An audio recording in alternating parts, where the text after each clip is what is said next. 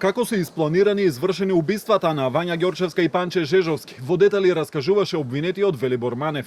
Тој го посочи прво обвинетиот Љупчо Палевски Палчо за директен извршител и на двете убиства. Тврдеше дека не знаел дека ќе киднапираа девојче. Палевски ги уверувал дека ќе киднапираа 40 годишна жена, ќерка на собственик на фармацевтска компанија и ќе бараат пари, од кои секој поединечно ќе добие по 150.000 евра.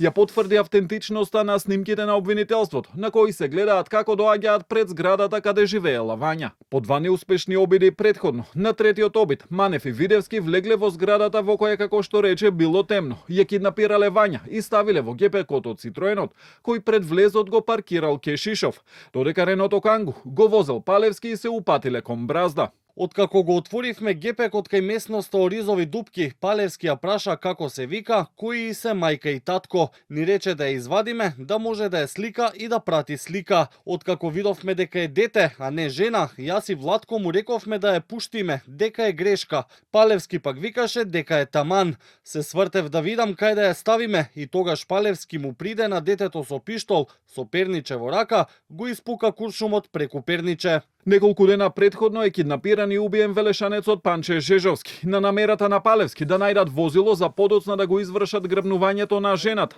Манев го предложил соседот Жежовски, бидејќи години порано имале расправија за пари. Палевски, Манев и Видевски рано утрината на 21 ноември отишле во неговиот дом, го собориле на вратата и го покриле со церада, додека Владко Кешишов ги чекал во близина. Панче го однесовме кај земницата која претходно ја ископавме. Откако се наведнав да го одврзувам, Палевски влета наеднаш и испука куршум во слепочницата на Панче. Палевски дојде до мене, јас го прашав зошто ова не требаше вака. Тој ми рече, вака е почисто, нема што да се секираш. Јас му реков дека не сакам вака да продолжам, оти за вакво нешто не сум ни помислил. Тогаш за прв пат ме подбутна со раката и ми рече да не расипуваме пријателство, имаш убава фамилија. Не пријавил во полиција ништо, бидејќи бил под закана од Палевски, уверуваше Манев.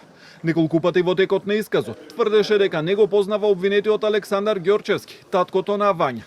На обвинителството ставот е дека неговиот денешен исказ се разликува од она што го кажал во истрага и бараа да се прочита тој исказ. Според тој исказ, Велибор Манев од Владко Кешишов слушнал дека Палевски разговарал со таткото на Вања. Судењето продолжува на 17 март, кога ќе се продолжи со распитот на Манев.